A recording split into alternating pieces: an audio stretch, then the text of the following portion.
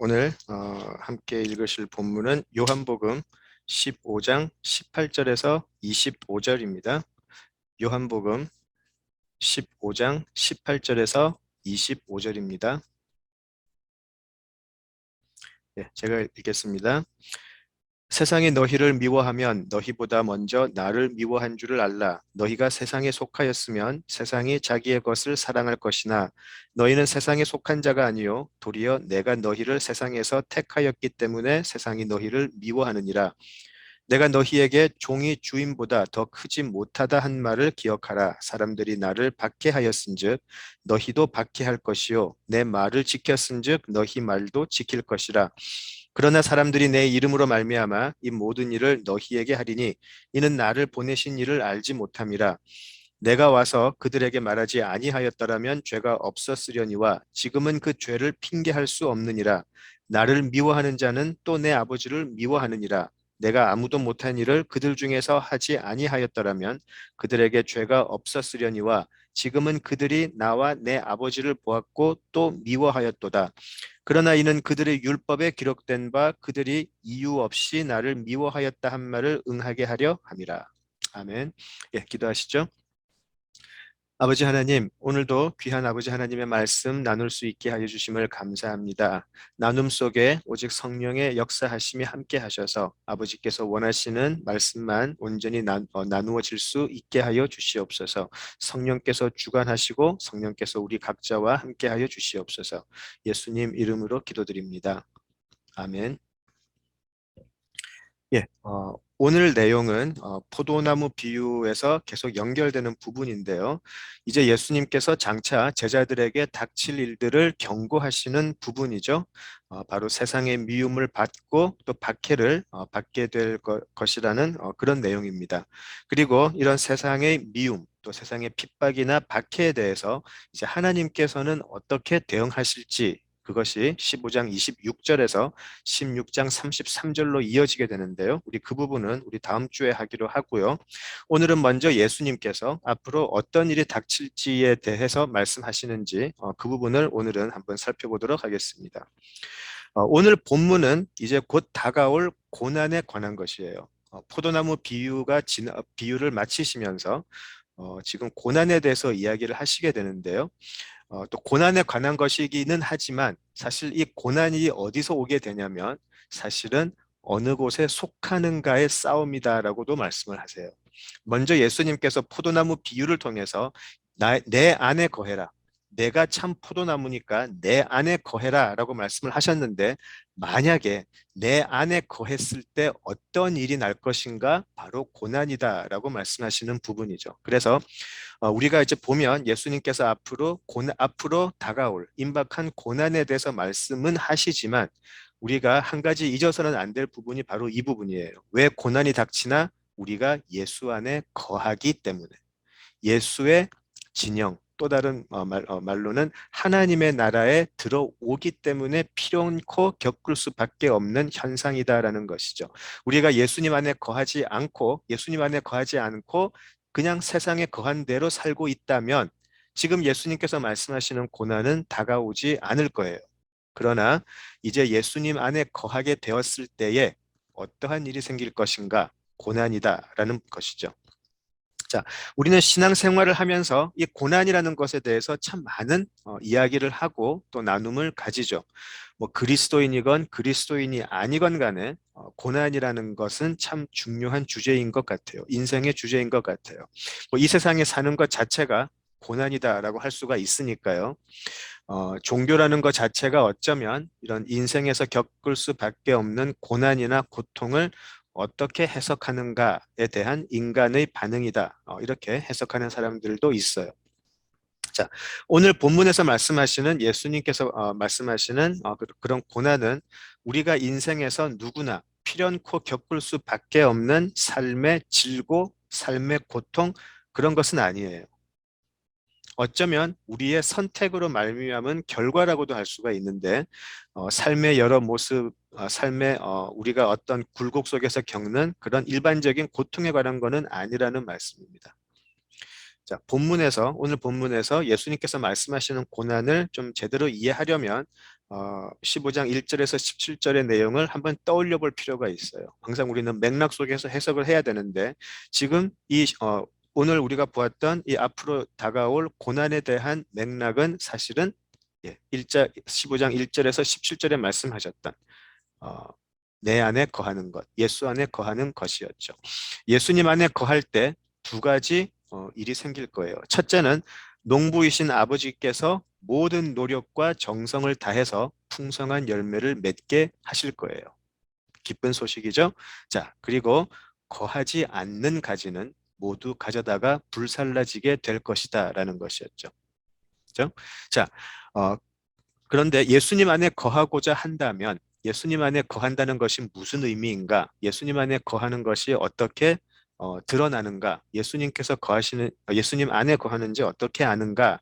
그 말씀을 하시면서 자, 예수님 안에 거하고자 한다면 예수님을 사랑해야 할 터인데 예수님을 사랑하지 않고 예수님 안에 거할 수는 없겠죠? 예수님을 사랑해야 할 터인데 예수님을 사랑하는 자들은 예수님의 계명을 지킬 것이다 라고 말씀하세요. 그리고 그 계명은 바로 서로 사랑하라라는 것이었죠. 이 내용은 13장 제자들의 세족식 이후에 반복해서 지금 나오고 있고요. 요한이 보낸 다른 서신들에서도 그리고 바울, 베드로 또 다른 야고보 같은 그런 다른 제자들의 서신에서도 이 부분은 반복해서 나오게 돼요. 이 예수님의 새로운 계명을 직접 받았던 제자들에게는 너무나 중요한 예수님의 계명이자 약속이었고요. 그들이 모든 고난을 이길 수 있는 키워드였기 때문에 그래요. 이제 15장의 앞부분의 내용을 놓고 보면 이제 예수님께서 말씀하시는 어, 이것을 이제 제자들은 이 예수님의 말씀을 직접 듣고 있는 제자들 그리고 오늘 우리가 성경을 통해서 듣게 되는 바로 우리 교회가 반드시 겪게 될 고난인데 이것은 피할 수가 없는 것이기도 해요. 반드시 닥치게 될 일이에요. 예수를 사랑해서 예수 안에 거하고자 하는 모든 제자들 교회라면 반드시 마주해야 할 현실이죠. 그래서 고난 없는 십자가의 길은 있을 수가 없어요. 그리고 신앙생활 속에서 우리는 이 고난에 대해서 자주 이야기를 하는데 한 가지 문제가 있죠. 이 고난이라는 것이 가만히 생각을 해보면 막연하고요. 때로는 추상적일 때가 있고 또 실체가 없이 그냥 인생의 어려움을 통틀어 말하는 것 같아요.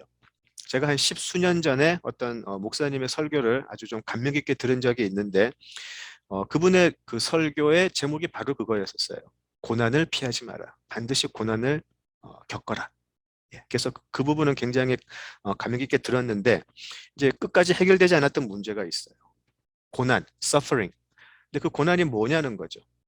근데 거기에 대해서는 그렇게 말씀을 안 하시더라고요. 그냥 고난을 겪으라고만 계속 이야기를 하시더라고요. 한번 생각을 해볼까요? 자, 예수님의 제자들과 초대 교회들이 겪었던 고난이 분명히 있었어요. 그들이 예수님 안에 거하지 않았다면 결코 겪지 않아도 될 고난을 그들은 굳이 나무에 달려 죽은 죄수를 따른다는 이유로 그들은 겪어야 했었어요. 그죠? 그들이 그리스도인, 크리스찬이기 때문에 이겨내야 할 처절한 싸움을 그들은 싸웠죠. 세상적으로 볼 때는 절대 이길 수 없는 싸움이었었어요. 어떻게 조그만한 식민지의 조그만한 종교 분파가 어떻게 로마를 상대로 그리고 그들의 어, 민족을 상대로 이길 수 있었겠어요. 세상적으로 볼 때는 절대 이길 수 없는 싸움이었죠. 그것은 그들에게 고난이었었어요.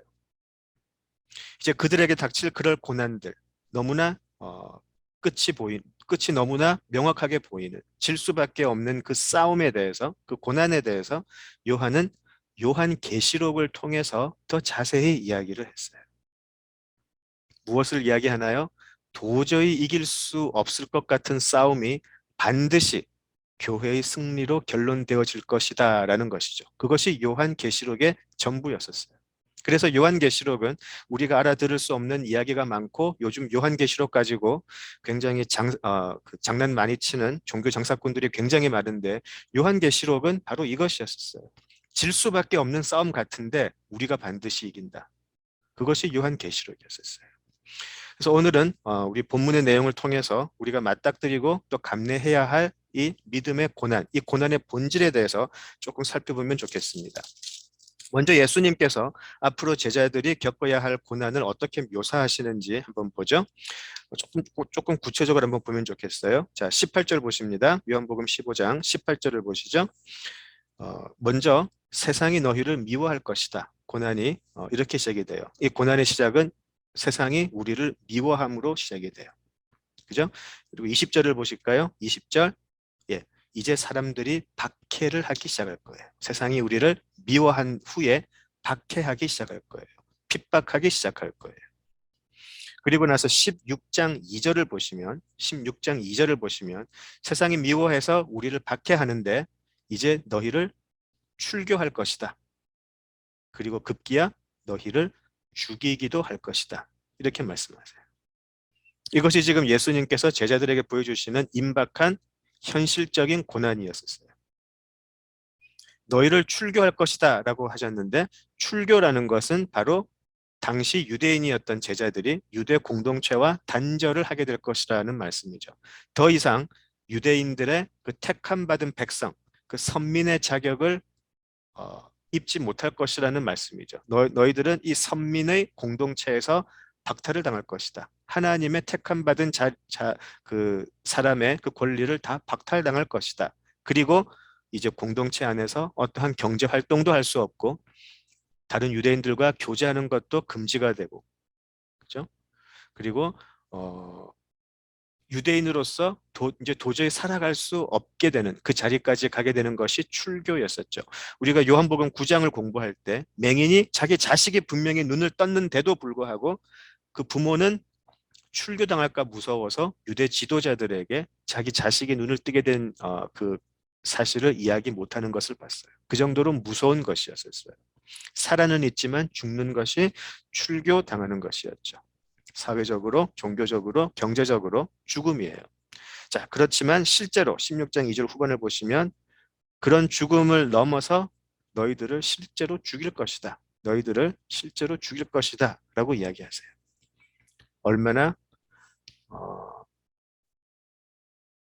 뭐 더 이상 소망이 없죠. 죽인다는데, 미워하는데 박해할 것이고 쫓아낼 것이고 죽일 것이다. 그렇게 이야기하세요. 믿음의 대가가 바로 세상의 죽음이다라고 이야기하세요. 조금 다르다고 생각하지 않으세요? 우리가 분명히 포도나무 비유를 공부할 때는 좀 좋았죠. 농부가 반드시 우리가 열매를 맺기 위해서 모든 정성을 다해서 열매 맺도록 지켜줄 것이다 라는 그런 의미가 내포되어 있다고 들었었어요. 그죠? 그래서 좋죠. 그렇지. 내가 좀 부족해도 예수님에게만 딱 붙어 있으면 농부가 알아서 가지도 쳐주시고 떨어져 있으면 세워도 주시고 그러면 예수님 안에 거한 후에 일어날 일은 15장 18절이 이렇게 시작되면 안 되는 거 아닌가라고 생각할 수 있어요.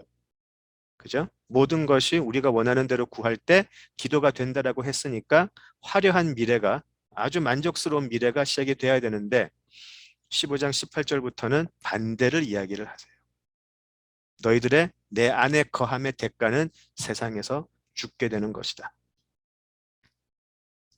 자, 이 믿음의 대가가 세상에서의 죽음이라고 하는 게 어떻게 들리세요? 현실적이고 실제적으로 들리시나요? 어떠세요? 별로 와닿지 않지 않나요? 왜냐하면 우리는 지금 예수님을 믿는다고 해서 누가 와가지고 총 쏘고 하는 그런 현실을 살지는 않기 때문에 그렇죠. 별로 현실에 그렇게 현실적으로 다가오지는 않아요. 그래서 때때로 그리스도의 고난 그리고 믿는 자들의 고난을 좀 낭만적으로 이야기하는 사람들을 많이 봐요. 크게 생각하지 않고 예수를 믿음으로 어떠한 고난도 이기겠습니다 라고 얘기하지만 실제적이고 현실적인 느낌은 떨어진다라는 것이죠.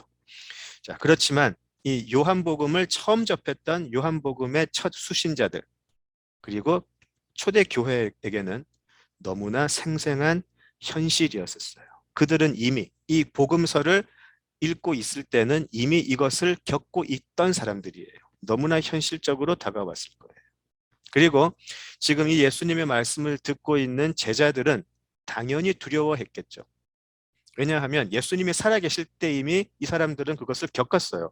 예수님께서 살아계실 때 이미 유대 지도자들이 예수님을 잡아 죽이려고 했던 것을 경험을 했었어요. 그런데 예수님을 죄수로 가장 극악한 십자가형으로 처형을 한다면 그 예수님을 따라다닌 우리도 같은 죄수의 무리가 되어서 처형하지 않을까 그런 두려움이 당연히 들었을 거예요. 그래서 그들은 당황했고 놀랬죠. 불안해했죠. 그래서 예수님께서는 14장 1절에서 그렇게 말씀을 하셨어요. 마음에 근심하지 마라. 지금 너희들 너무 무서워하고 두려워하고 있는데 마음에 근심하지 마라. 그리고 하나님을 믿으니까 나를 믿어라. 안심시키려고 하셨죠. 14장 27절에서도 계속해서 세상이 알 수도 없는 줄 수도 없는 평안을 너희에게 끼치니까 근심하지 마라, 두려워하지 마라. 반복해서 말씀하셨어요. 그들에게는 이 고난이 앞으로 다가올 수 있는 고난이 너무나 현실적이고 너무나 임박한 고통이기 때문에 그랬겠죠. 자, 여기서 중요한 것은 이것이에요.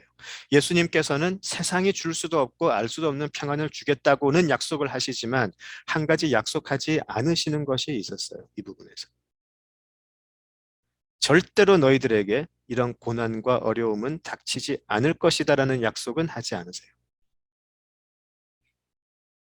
제자들이 걱정하는 것대로 사실 이 일들은 그들에게 닥칠 것이 맞기 때문이죠. 이것은 어쩌면 숙명이기도 해요. 그리스도인의 어, 숙명이죠.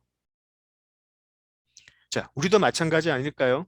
하나님을 믿는다고는 하지만 그 사실이 하나님을 믿는다고 하는 그 사실이 어, 우리를 향한 어떠한 어려움이나 힘듦이 비껴갈 것이다. 그것 때문에 그 사실로 인해 하나님을 믿음으로 인해 모든 세상의 어려움이 비껴갈 것이다 라고 믿는다면 그것은 사실 참된 기독교 신앙은 아니에요. 예수님은 우리에게 무병장수를 주러 오신 것도 아니고요. 만사 형통을 해주기 위해 오신 것도 아니죠. 그것과 십자가는 아무 관련이 없어요. 예수님은 우리에게, 우리가 살고 있는 이 땅에, 이 어둠의 세상에 빛으로 오셨죠. 어둠의 권세에서 죄악된 삶을 살고 있는 우리를 건져내셔서 하늘의 권세 아래로 두시기 위해서 하나님이 통치하시는 나라의 백성으로 만들기 위해 오신 것이죠. 우리가 살면서 겪을 수밖에 없는 고난, 고통, 아픔, 이런 거 아예 닥치지 못하게 오신 거는 절대로 아니라는 말씀이죠. 설령 그런 것이 닥친다 할지라도 그 위에, 그런 세상의 고난이나 고통이 우리를 지배하지는 못하게. 오히려 우리는 그 모든 권세에서 벗어나 새로운 하늘의 법칙 속에 살고 있는 하나님의 나라의 백성이 되기 위해 예수님이 오셨다라는 것이죠. 이 세상을 내 뜻과 내 계획대로 잘 살아보기 위해서 예수님도 믿는다라고 하는 것은 어, 그런 사람들은 자신을 속이고 있는 것이고 또 자신에게 스스로 속고 있는 것이라고 할 수 있어요. 자, 우리 16절을 한번 읽어볼까요? 15장 16절. 15장 16절을 한번 읽어보시죠. 너희가 나를 택한 것이 아니요 내가 너희를 택하여 세웠나니 이는 너희로 가서 열매를 맺게 하고 또 너희 열매가 항상 있게 하여 내 이름으로 아버지께 무엇을 구하든지 다 받게 하려 함이라. 네, 어떤가요? 하나님이 우리로 하여금 열매를 맺게 하기 위해서 우리를 택하여 세워 주셨대요. 너무나 좋죠. 너무나 영광되죠. 우리는 자격이 없는데 하나님이 우리를 택해서 세워주셨대요. 열매를 맺게 하기 위해서. 그랬더니 18절에 이렇게 이야기해요. 세상이 너희를 미워하면. 그랬더니 세상이 우리를 미워하기 시작하더라는 것이죠. 예수님을 믿는 것이 오히려 고난으로의 초대라는 것이죠. 이 부분이 너무나 많은 사람들을 당황하게 해요. 예수 안에 거하라고 해서 거했더니 그것이 축복인 줄 알았더니 오히려 세상이 나를 미워하고 나를 박해를 한다? 누가 이거를 복음이라고 그랬나? 생각할 수 있을 거예요. 이게 어떻게 복음이 되지? 나를 고난으로 이끄는데? 다시 말씀드리지만 지금 예수님께서 말씀하시는 이런 고난은 예수님 안에 거함으로 일어나는 결과예요. 반드시 지나가야 할 과정이기도 해요.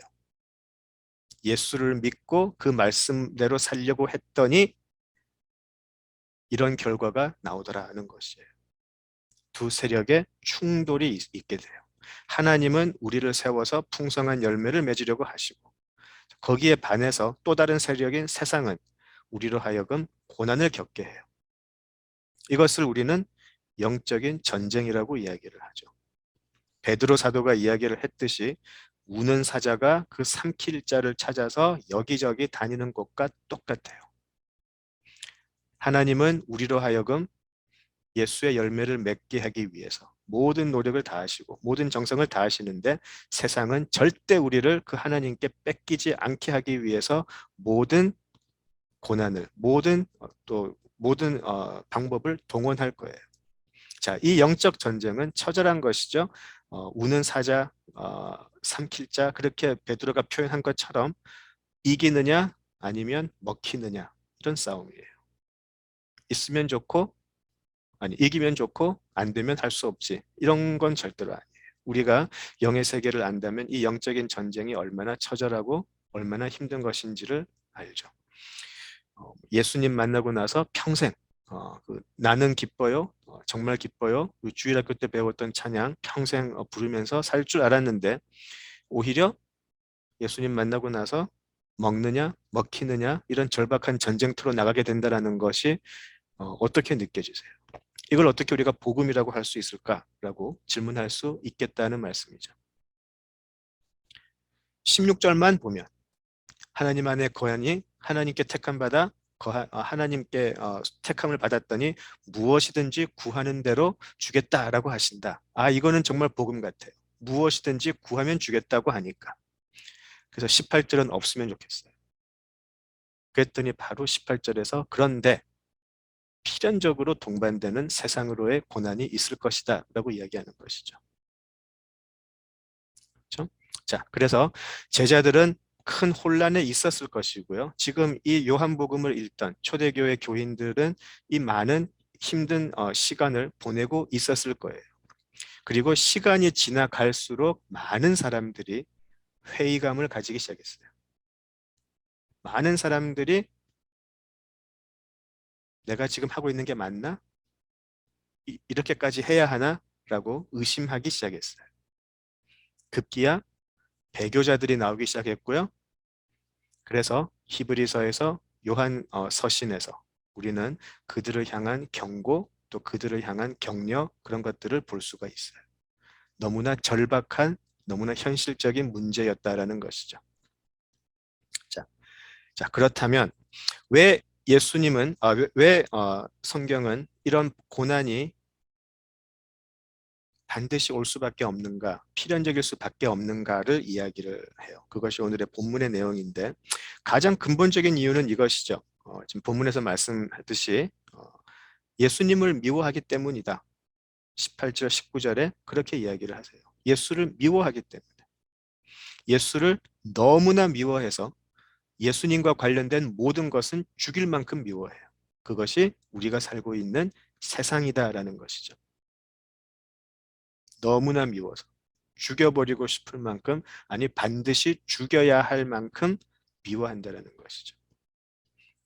예수님을 너무나 미워해서. 그래서 19절 또 20절을 이렇게 읽어보시면 예수님은 세상과 자신을 결코 화해할 수 없는 서로 미워하는 대척점에 있음을 말씀을 하세요. 절대로 함께 어울릴 수 없다라는 것이죠. 절대로 어울릴 수 없고 서로가 대척하는 자리에 있다라고 이야기하세요. 우리가 예수님 안에 거한다라는 것은 세상이 싫어하는 그 예수 안에 거하기 때문에 당연히 세상의 타겟이 될 수밖에 없다라는 것이죠. 세상이 예수님은 너무 좋아하는데 우리를 미워하는 게 아니라는 말씀이에요. 세상은 예수를 미워해요. 원래 그들은, 원래 그들은, 아니면 우리라고 얘기해 볼까요? 원래 우리는 세상의 자식들이었었어요. 세상의 것이었었어요. 세상의 자식들이었기 때문에 우리가 너무 좋았어요, 세상은. 그래서 세상은 세상에서 즐길 수 있는, 세상에서 편하게 살 수 있는 것을 약속하기도 하고 보여주기도 했어요. 그런데 예수님이 오셔서 세상의 자식들을 빼어가 버렸어요. 그래서 세상은 예수를 미워해요. 왜 내 자식을 데려가냐는 거죠. 세상은 예수를 미워해요. 그리고 그 예수를 따라간, 예전에는 자기 자식이었는데 지금은 예수를 따라간 우리를 미워한다는 것이죠. 더 이상 세상의 자식이 아니라 하나님을 아버지라고 부르는 이제 남의 자식이 되어버렸어요. 그래서 우리를 미워하고 핍박한다는 것이죠. 20절을 보실까요? 내가 너희에게, 20절입니다. 내가 너희에게 종이 주인보다 더 크지 못하다 한 말을 기억하라. 사람들이 나를 박해하였은즉 너희도 박해할 것이요 내 말을 지켰은즉 너희 말도 지킬 것이라. 예, 이 20절의 말씀은 앞서서 13장 16절에서도 동일하게 말씀을 하셨어요. 13장 16절 한번 가보실까요? 13장 16절 13장 16절을 보시면 세족식 직후에 하신 말씀이죠. 내가 진실로 진실로 너희에게 이르노니 종이 주인보다 크지 못하고 보냄을 받은 자가 보낸 자보다 크지 못하나니. 예, 동일한 말씀을 이미 하셨어요, 한번. 맥락은 조금 다르죠. 13장에서 하셨을 때는 이런 내용이에요. 종이 주인보다 크지 못하니까 당연히 종은 주인이 하는 것을 해야 한다. 종은 주인이 시키는 것을 당연히 따라야 한다. 종이 주인에게 뭐라고 하는 건 아니죠. 주인이 시키면 종은 반드시 해야 한다. 그것이 무엇인가요? 주인이신 예수님이 제자들의 발을 친히 씻으시면서 섬기셨으니까 종들인 너희들도 주인인 내가 하는 그대로 따라해라. 서로의 발을 씻고 섬겨라. 그 말씀을 하시면서 종이 주인보다 크지 못하다라는 말씀을 하셨어요. 그것이 13장의 내용이었고요. 지금 15장 20절에서 동일한 말씀을 하실 때 내용은 이런 내용이죠. 주인이 핍박을 받으니까 종이 그 주인의 종들도 당연히 핍박을 받는 것이다. 종이 주인보다 크지 않다. 주인은 핍박을 받는데 종은 핍박을 안 받는다? 그런 거 없다. 종은 주인보다 크지 못하기 때문에 주인이 받는 고난을 너희들도 당연히 받아야 한다. 그러니까 피할 생각도 하지 말고 놀라지도 말라라는 것이죠. 이 종들의 운명은 바로 그 주인의 운명에 완전히 종속되어 있기 때문에 이제 그 주인 안에 거한다라는 말은 주인이 겪는 것 똑같이 겪고 주인이 행하는 것 똑같이 행한다라는 것이죠. 거기에 우리 고난의 본질이 들어가 있어요. 세상은 예수를 이렇게 미워한다라는 것이에요. 이것이 우리 고난의 본질이에요.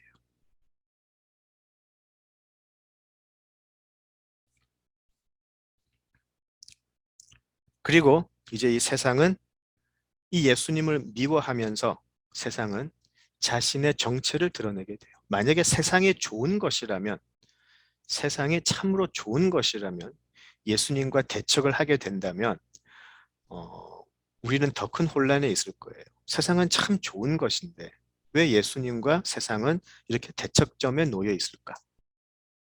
그죠? 자, 22절을 보실까요? 22절, 23절을 한번 보시죠. 22절, 23절 보십니다. 내가 와서 그들에게 말하지 아니하였더라면 죄가 없었으려니와 지금은 그 죄를 핑계할 수 없느니라. 나를 미워하는 자는 또 내 아버지를 미워하느니라. 예. 세상은 죄의 세력임을 말씀하세요. 왜 예수님과 세상이 대척점에 놓을 수밖에 없나? 왜 예수님은 우리를 세상에서 빼내셔야만 했냐? 바로 세상은 죄의 세력이기 때문에 그래요. 예수님이 오지 않으셨다면 세상은 자기의 정체를 드러내지 않고 그냥 계속 있을 수 있었다라는 것이에요. 예수님이 이 세상에 오셔서 십자가를 지지 않으셨다면, 예수님이 오셔서 하늘의 복음을 전파하지 않으셨다면 세상은 참 아름다운 것, 세상은 참으로 선하고 한번 정말 살아볼 만한 것, 정말 세상에서의 기쁨이 모든 것인 것처럼 지낼 수 있었다라는 것이죠. 실제로 많은 대부분의 사람들이 그렇게 알고 있어요. 세상이 그냥 시작과 끝이에요. 이 한평생 살고 가는 세상 속에서 잘 사는 게 최고라고 생각하는 사람들이 대부분이죠. 그런데 예수님은 너희들 이제 핑계할 수 없다. 내가 와서 하늘의 복음을 전했고 여러 이적과 기사를 통해서 하나님의 아들임을 보여주었고 이런 나의 사역을 통해서 너희들은 참으로 아름답고 한번 살아볼 만한 그런 게 아니라 너희들은 죄의 세력이다라는 것이 그대로 드러났다라는 것이죠. 그래서 우리는 그걸 몰랐습니다라고 도저히 핑계하지 못할 것이다라는 것이죠. 마치 요한복음 1장에서 말씀하셨듯이 어둠에 빛이 왔는데 어둠이 우리는 빛이 왔는지 몰랐어요. 핑계치 못한다라는 것이죠. 빛이 오면 어둠은 저절로 알 수밖에 없어요. 그저 그냥 드러날 수밖에 없게 된다는 거죠. 더 이상 어둠은 빛이 온지 몰랐다고 핑계치 못할 거라는 것이죠. 그래서 요한복음 1장에서 말씀하셨듯이 왜 그렇게 어둠은 빛을 몰아내려고 했는지도 이제 알게 돼요. 어둠은 빛을 보내신 아버지를 너무나 미워했기 때문에 자기가 죄의 세력이라는 것이 그냥 드러나 버리기 때문에 어둠의 세력은 바로 죄의 세력이라는 것이 그대로 드러나기 때문에 그 빛을 그렇게 몰아내려고 했던 것이죠. 자, 이렇게 본다면 이제 죄의 세력이 세상이며 이 세상의 세력이 예수님을 너무나 싫어해서 죽여버리려고 하고 이 예수 안에 거하는 사람들을 핍박하고 죽여버리려고 한다라는 이 사실은 고난이 어떤 것인지에 대해서 좀 더 우리가 생각을 하게 만들어요. 고난은 형태적으로 어떤 현상적으로 올 수가 있어요. 정말 우리의 목숨을 가져간다든지, 우리를 핍박한다든지, 우리의 모든 경제권을 가져간다든지, 사회적으로 박탈시켜 버린다든지, 그런 고난도 분명히 있고요. 또한 이 죄의 세력이라는 것이 바로 세상의 본질이라는 것을 알게 된다면 어떻게 해서든지 이 죄의 세력으로 다시 데리고 들어가려고 하는 것이 고난일 수 있다는 것이죠. 예수님의 오심과 복음의 선포는 하나님의 나라 그리고 사탄의 나라를 갈라버리는데 무엇을 기준으로 가루나요? 죄라는 기준으로 가질 수밖에 없다고 이야기를 하죠. 지금 우리가 읽었던 22절, 23절 그리고 24절 바로 그 말씀이에요. 예수님이 오심으로 해서 세상은 죄의 세력으로 드러나게 되고 그리고 하나님의 나라, 죄가 없는 하나님의 나라가 이렇게 저절로 드러날 수밖에 없다라는 것이죠. 예수님이 오셨더니 예수님을 보고 듣고 하나님의 나라를 보기 시작하는 사람들이 여기저기 생겨나기 시작해요. 그리고 그들은 예수님을 보고 듣고 하나님의 나라를 보고 이제 예수님을 사랑하기 시작해요. 그래서 예수님을 따르기 시작해요. 그렇죠? 자, 죄의 세력인 세상은 이것을 너무나 싫어해요. 예수님을 따라가 버리면 더 이상 자기의 권세가 그 사람에게 임하지 못하기 때문에. 그래서 복음은 이 세상을 죄라는 기준으로 나눠버려요. 빛과 어둠. 이것은 우리가 사람들이 하듯이 보수와 진보의 그런 나눔도 아니고요. 자본주의와 공산주의의 나눔 그런 것도 아니에요. 우리는 요즘 너무나 큰 착각을 하고 있는데 예수님의 사역 중에 한 번도 어떠한 정치 세력이나 종교 이념 분포와 함께하지 않으셨어요. 오직 무엇을 선포하셨나요? 하나님의 나라만 선포하셨어요. 하나님의 나라를 보고 들어가려고 하는 자들에게 그 길을 방해하는 모든 것이 고난일 수 있다라는 것이에요. 죄의 세력은 그래요.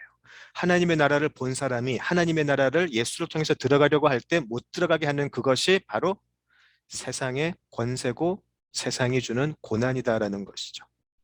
반드시 가면 안 되기 때문에 반드시 내 속에 있어서 내 권세 아래 있어야 되기 때문에 이 세상은 모든 수단과 방법을 통해서 우리를 방해할 거예요. 드러나는 현상적으로는 우리를 위협하겠죠. 우리를 죽이려고 하겠죠. 그것이 초대교인들이 또 지금 또 지구 여러 곳에서 실제로 벌어지고 있는 현상이기도 해요. 그리고 또 한편으로는 내부적으로 우리에게 핍박이나 박해가 아니라 우리들을 정신적으로 혼탁하게 하고 우리로 하여금 내부적으로 무너지게 하는 그런 유혹들도 사실은 고난의 형태라고 할 수 있다는 것이죠. 죄의 나라, 죄의 나라는 사탄이 다스리는 나라, 우리가 알고 있어요. 사탄이 다스리고 사탄이 지배하는 이 세상은 하나님의 모든 것을 싫어해요. 조금 전까지 사탄의 이 세상에서 충실하게 세상의 법칙, 세상의 법칙이라는 것은 무슨 법칙이죠? 죄의 법칙이에요. 죄의 법칙을 따라 충실하게 살아가고 있던 우리가 갑자기 회개를 하고 더 이상 이 길로 못 가겠다. 우리는 하나님의 나라로 들어가겠다라고 하니까 이 세상은 견딜 수가 없는 거예요. 아, 저기 한 사람 하나님의 나라로 가버렸네. 그러지 않는다라는 거예요. 무슨 방법을 다해서라도 못 가게 막는 게 세상의 권세예요. 하나님의 나라가 이 땅에 임해서 우리가 늘 주기도문을 통해서 기도하듯이 하나님의 뜻이 이 땅에 이루어지는 것. 하나님의 나라가 이 땅에 와서 하나님의 나라가 이 땅에 임하여 자신의 권세가 더 힘을 쓸 수 없는 것을 세상은 가장 두려워해요. 그래서 핍박하기도 하고 때로는 유혹을 통해서 우리로 하여금 실족하게 만드는 것이죠. 때때로 물리적인 핍박보다 그런 달콤한 유혹이 더 무섭다고 생각하지 않으세요? 눈에 보이는 핍박, 우리가 피부로 느끼는 핍박은 어쩔 때는 사실 주먹 한번 불끈 쥐고 대항할 수도 있어요. 실제로 초대교회 때 역사를 보면 수많은 그리스도인들이 순교를 자처했었어요. 이기더라는 것이죠. 죽음도 불사하고 가더라는 것이죠. 그런데 현대를 살아가는 우리들에게 보이지 않는 고난, 보이지 않는 고난. 이 고난이 어쩌면 더 무서운 게 아닌가 그런 생각을 하게 돼요. 우리로 하여금 영적으로 게으르게 하고요. 분별력을 잃게 만들기 때문이죠. 창세기부터 출애굽기 이렇게 시작된 이런 유혹들은 풍족과 안락과 평안 속에서 오히려 분별력을 잃게 만드는 세상의 권세는 늘 있어 왔었어요. 지금 2022년을 살아가는 우리에게 초대교인들이 겪었던 그런 박해와 핍박은 적어도 우리들에게는 지금 임하지 않고 있어요. 그러나 세상은 달콤한 유혹으로 우리에게 다가오는데 바로 어떤 유혹인가요? 창세기부터 나와 있던 유혹이에요. 하와가 선악과를 보고 보암직도 하고 먹음직도 한 그 열매를 따먹는 것이죠. 드러내놓고 하나님 부정하지 않아요. 드러내놓고 하나님 부정하지 않아요. 그러나 네가 보기에 먹음직하고 네가 보기에 먹음직스러운 거 한번 먹어봐라. 세상은 예수님보다 아니면 예수님도 좋은데 예수님만큼 좋은 것도 있다라고 달콤하게 다가와요. 믿지 않는 사람에게도 믿는 사람에게도. 그리고 예수와 세상에서의 만족을 동시에 가질 수 있다라고 늘 우리를 속여요. 이것은 유혹이기도 하지만 저는 아주 강력한 고난이라고 생각을 해요. 여기에 지면 세상에 먹히고 마는 생생한 영적 전쟁이라고 생각을 해요. 세상은 우리에게 좋은 것을 주겠다라고 이야기를 하죠. 그 좋은 것이란 무엇인가요? 바로 내 만족이에요. 그 좋은 것은 나의 만족이에요. 성경은 분명히 첫 창조가 이렇게 이루어졌다고 얘기를 하죠. 하나님께서 보시기에 좋았더라. 그것이 첫 창조였었어요. 하나님께서 보시기에 좋았더라. 하나님께서 보시기에 좋았더라. 그러나 인간은 선악과 이후로 끊임없이 내가 보기에 좋았더라고 말하고 싶어요. 내가 보기에 좋았더라. 내가 보기에 이것이 옳고, 내가 보기에 이것이 바른 길이고, 내가 보기에 이것이 참으로 복음이다. 항상 내가 들어가 있어요. 성경은 우리가 공부하는 성경 66권은 바로 이것과 싸우고 있어요. 그리고 성경은 내가 보기에 좋았더라. 이것을 뭐라고 표현을 하나요? 끊임없이 우상숭배다라고 이야기를 하고 있어요. 나라는 우상이 딱 선다는 것이죠. 자, 이것이 바로 요한복음이 1장부터 그려내고 있는 빛에 속한 자들 그리고 어둠에 속한 자들의 차이예요. 누가 보기에 좋은 것으로 살고 있는가? 바로 이것이 어둠의 자식들과 빛의 자식들을 어, 구별해내는 것이 된다는 것이죠. 누가 보기에 좋은 것을 따라가는가? 진짜 하나님께서 보시기에 좋은 것을 따라가는 사람인가? 아니면 내가 보기에 좋은 것을 따라가는 사람인가? 요한복음 3장에서 니고데모에게 예수님께서는 거듭나지 않은 사람은 결코 하나님의 나라를 볼 수도 없고 들어갈 수도 없다라고 그렇게 말씀을 하셨어요. 거듭남의 또 다른 표현은 하늘로부터 난 자라고 우리가 공부를 했습니다. 자, 하늘로부터 난 자가 아니면 어디서 난 사람이죠? 하늘로부터 난 자가 아니면 세상으로부터 난 자들이에요. 세상으로 난 자들은 세상의 원리, 세상의 법칙에 충실하게 사는 사람들이에요. 세상으로부터 났으니까. 이런 자들에게는 세상이 사랑하죠. 세상은 그들에게 원하는 것을 줘요. 그리고 그들은 세상 속에서 기뻐하고 세상 안에 거하며 세상 안에서 누리는 기쁨과 행복이 그들의 최고의 가치가 되어버려요. 최고의 삶의 가치가 되어버리죠. 하늘로부터 난 자는 다르다라고 이야기를 하세요. 그것이 우리가 읽고 있는 성경의 말씀이에요. 하늘로부터 난 자는 물과 성령으로 거듭난 자에게는 하나님의 나라가 보이기 시작한다라는 것이죠. 그리고 하나님의 나라를 한번 보았더니 이제는 모든 초점이 그 하나님의 나라에 들어가는 것에만 가게 되어 있어요. 그 영광을 보았기 때문에 세상에 가져다주는 모든 좋은 것을 다 합해도 하나님의 나라의 영광과는 비교할 수 없다는 것을 알게 되었기 때문에 우리는 예수님께서 말씀하신 그 진주 목걸이인가요? 진주죠. 목걸이가 아니고 그 진주 그 비유를 알고 있어요. 땅을 파다가 진주를 발견했는데 자기의 모든 소유를 팔아서 그 진주 하나를 구하게 돼요. 바울은 모든 것이 내가 이 세상에서 추구했던 모든 것이 쓰레기로 변해버렸다라고도 고백을 하죠. 오직 하늘로부터 난 자들의 초점은 하늘로부터 난 사람들의 소망은 어디를 향하게 되나요? 나를 그 하늘 나라로 나를 그 하나님의 나라로 이끄는 유일한 방법인 하늘의 사닥다리 예수만 바라보게 되는 것이죠. 성경을 보시면 세상은 끊임없이 나 자신의 만족이라는 유혹으로 사람을 하나님과 대적하는 자리로 몰고 가요. 내가 만족하는 게 내가 이해하고 내가 수긍할 수 있고 내가 만족할 수 있는 게 최고지. 그 자리로 세상은 우리를 끊임없이 몰고 가고 있어요. 우리가 구약을 보시면 왜 구약에서 그렇게 하나님은 그들에게 진노하셨나? 그 하나님의 진노, 하나님의 용서, 그 속에서도 왜 그렇게 이스라엘은 하나님을 배신했나? 그 구약의 이야기를 한번 생각해 보실까요? 결국 구약의 그 이야기도, 긴 이야기도 결국은 하나님보다 나를 더 높게 여기고자 하는 사람들에 대한 이야기였었어요. 겉으로는 하나님을 섬긴다고 하지만 사탄은 이것이 우리로 하여금 예수님 안에 거하지 못하게 하는 가장 효과적인 방법이라는 것을 알고 있어요.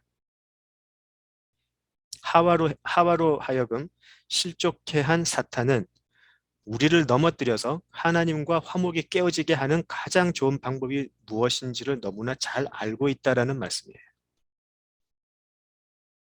하와를 그렇게 넘어뜨렸어요. 나의 욕심을 이 세상에서 만족시켜 주는 것. 그것보다 더 좋은 것이 없다는 것을 사탄은 알고 있고요.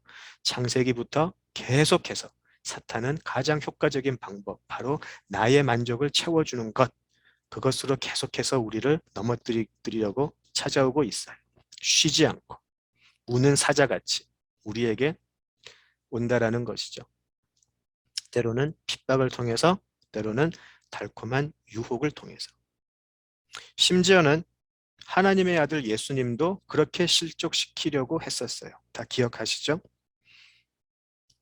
예수님의 광야에서의 시험을 한번 생각을 해보실까요? 사탄은 하나님을 부인하라고는 절대로 이야기하지 않아요. 그거는 오히려 하수가 하는 거죠. 그거는 오히려 어리석은 자들이 하는 것이죠. 사탄은 놀랍게도 하나님의 말씀을 이용해서 예수님을 시험을 하죠. 근데 그 내용이 어떤 것인가요? 돌로 음식을 만들어서 줄인 배를 채워라. 성전 꼭대기에서 뛰어내려서 하나님이 너를 지켜주시는 것을 보여줘라. 과시해라. 나에게 절해서 천하 만국을 다스리는 권세를 받아라. 이것이 사탄의 유혹이었었어요. 모든 것이 세상에서의 내 욕구를 채우고 내가 높임을 받고 내가 세상의 힘을 가지게 되는 것이에요. 나의 뜻대로 세상이 돌아가는 것을 한번 경험해 보라는 거죠. 어느 정도로 돌을 떡으로 변하게 해서 먹을 수 있는 정도의 권세를 가지고 내가 무엇을 해도 하나님의 도우심을 받는다 한번 성전에서 뛰어내려도 보고 그리고 모든 사람이 나에게 절하는 그 권세도 한번 누려보고 예, 하나님의 아들을 세상의 것으로 유혹하고 시험했던 것이죠. 자, 그렇다면 오늘 본문으로 돌아가셔서 우리의 주인 되시는 예수님이 그런 시험을 경험하셨다면 우리에게도 이런 시험과 유혹이 닥칠 것은 너무나 당연하다라는 말씀이에요. 종이 주인보다 크지 못해요. 주인에게 임했던 시험 우리에게도 닥칠 것이에요. 주인에게 임했던 유혹 우리에게도 임할 거예요. 주인이 받은 이 시험과 유혹은 반드시 다가올 것인데 어떻게 다가오나요? 이 시험 문제는 사실 다 노출되어 버렸어요. 시험 문제의 유형은 그대로 나온다는 거죠. 그죠? 예수님의 광야에서의 시험을 통해서 또 성경을 통해서 우리는 사탄이 어떻게 우리에게 다가올지를 뻔히 알고 있어요.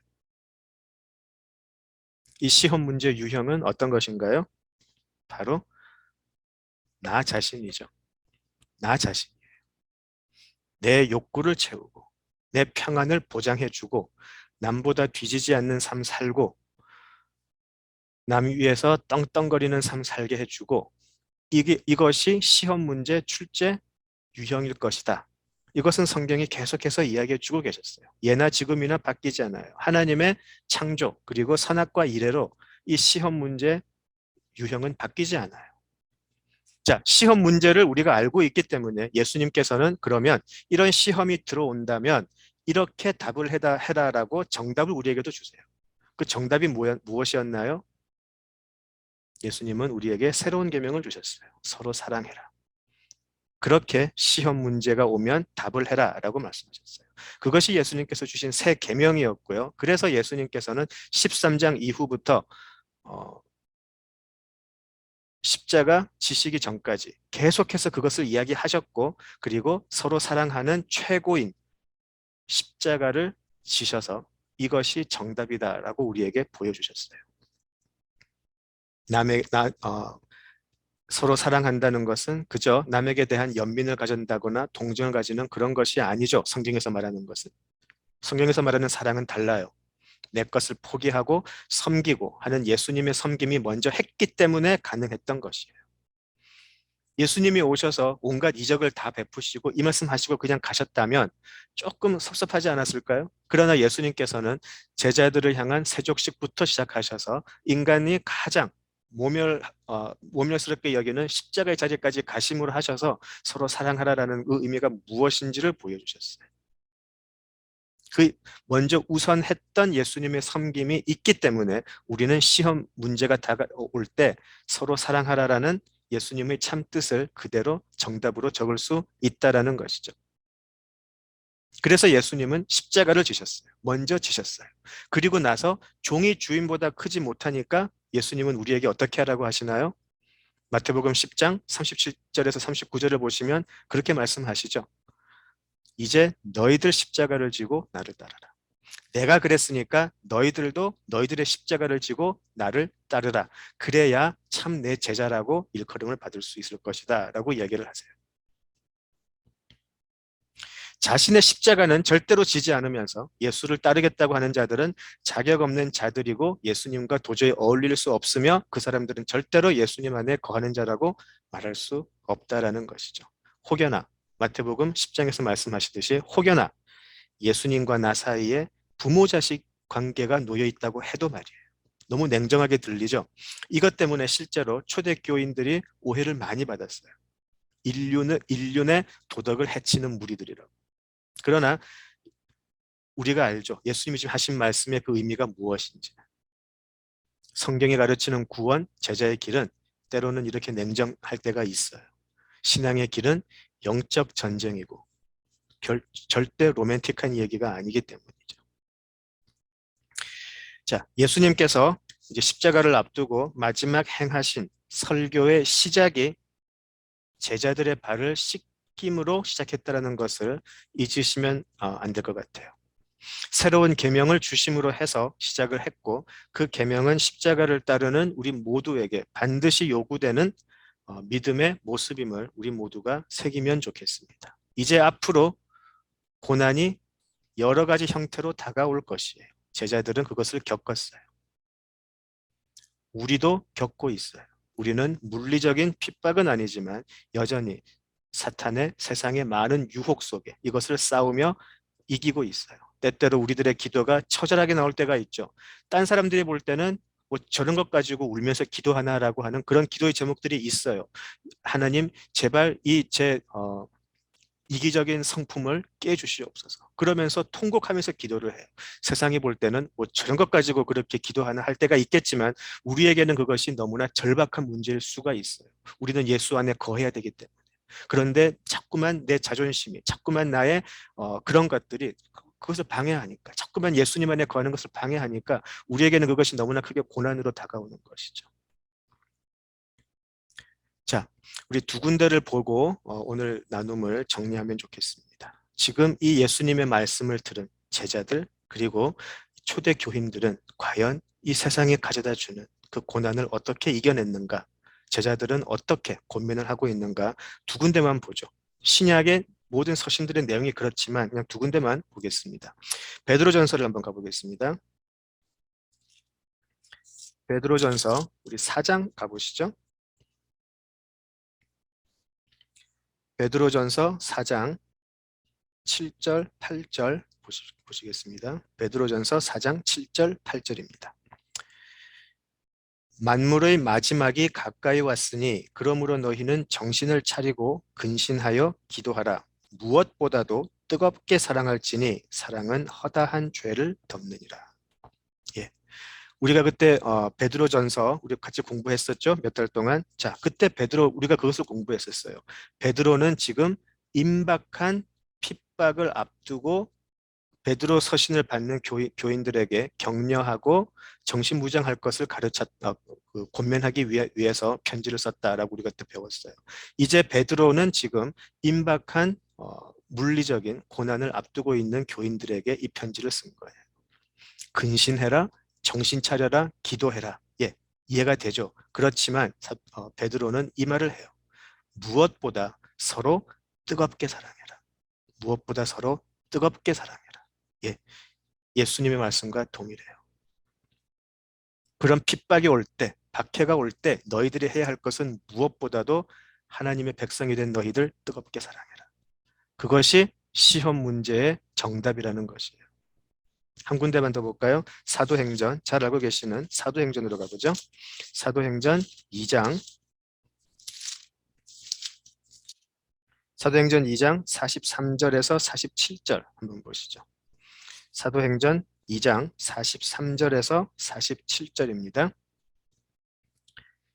사람마다 두려워하는데 사도들로 말미암아 기사와 표적이 많이 나타나니 믿는 사람이 다 함께 있어 모든 물건을 서로 통용하고 또 재산과 소유를 팔아 각 사람의 필요를 따라 나눠주며 날마다 마음을 같이하여 성전에 모이기를 힘쓰고 집에서 떡을 떼며 기쁨과 순전한 마음으로 음식을 먹고 하나님을 찬미하며 또 온 백성에게 칭송을 받으니 주께서 구원받는 사람을 날마다 더하게 하시니라. 예, 실제로 성령의 임재를 경험하고 거듭남을 경험한 초대교회 교인들은 물건을 서로 통용하고 재산과 소유를 팔아서 각 사람의 필요에 따라 나누어 주었어요. 무엇이 있었을까요? 예, 성령이 임하시고 난 후에 그들은 나를 부인하는 것, 나의 욕구와 나의 필요를 부인하는 것을 먼저 배웠어요. 그리고 하나님의 자녀들, 같이 하나님의 자녀가 된 다른 사람들을 섬기는 본을 보였어요. 마치 13장에서 예수님이 제자들의 발을 씻기기 위해 겉옷을 벗고 무릎을 꿇으셨던 것처럼, 그리고 모든 하나님의 백성들을 위해 십자가를 지셨던 것처럼 자신을 부인하기 시작하는 사람들이 생겨났다라는 것이죠. 자아 숭배에 빠진 우리들은 세상을 좋아해요. 그리고 이 세상 속에서 지배하고 싶어 해요. 그러나 자아를 내려놓고 예수님의 계명을 떠날 때 어떤 일이 생기나요? 단순히 사랑이 많아서 참 저 사람들은 서로 사이좋게 지낸다, 이게 아니에요. 사도행전이 말하고 싶은 것은 이것이에요. 이러한 공동체에서 죄의 권세가 사라지더라. 이런 공동체는 악의 권세가 사라지더라를 지금 보여주고 싶어 하는 것이에요. 이것은 공산주의가 초대교회 모습이었다, 이런 거 말하는 거 아니에요. 사회주의가 초대교회를 지배했다, 이런 거 말하는 게 아니에요. 이때까지 자아숭배를 통해서 우리를 지배했던 죄의 권세가 초대교회에서는 떠나가더라, 이 말이에요. 예수의 영에 씌인 사람들이 예수를 본받아 사는 모습으로 하나님의 통치를 받는 하나님의 나라로 변해가더라를 보여주는 것이 바로 이 부분이에요. 하나님의 나라가 이 땅에 임하더라는 것을 보여주는 것이죠. 세상의 핍박을 받던 초대교회는 실제로 서로 사랑함으로 이렇게 이겼어요. 서로 사랑함으로. 서로 사랑하면은 나의 자랑이나 욕심이나 나의 고집을 내려놓는 것이 이렇게 먼저 선행이 되어야 돼요. 같이 하나님 나라를 바라보는 사람들하고는 그럴 수 있어야 한다는 것이죠. 하나님의 나라가 분명히 보이기 때문에 그럴 수 있어요. 그렇지 않다면 어쩌면 우리는 아직까지 하나님의 나라를 보지 못한 사람일 수 있다는 겁니다. 아까 베드로 서신을 통해서 보았듯이 이런 만물이 마지막에 가까운 이 시대, 종말의 시대를 살고 있는 우리가 해야 할 것은 예수님 안에 거하는 것이죠. 말씀 속에서 분별하고 뜨겁게 서로를 사랑하는 것이 종말을 살아가는 우리가 해야 할 일이라는 것이에요. 예수님을 사랑하는 자들이 예수님 안에 거합니다. 말씀, 기도, 그리고 삶의 변화되는 모습을 통해서 우리 삶에 열리는 열매를 보고 우리 스스로가 놀라고 우리 스스로가 보고 감사할 수 있는 그런 은혜를, 그래서 능히 우리 시대에 여러 모습으로 다가오는 고난을 능히 이겨낼 수 있는 우리 모두가 되면 좋겠습니다. 네, 오늘 여기까지 하겠습니다. 기도하시죠. 아버지 하나님, 참 포도나무이신 예수님 안에 거하기를 간구합니다.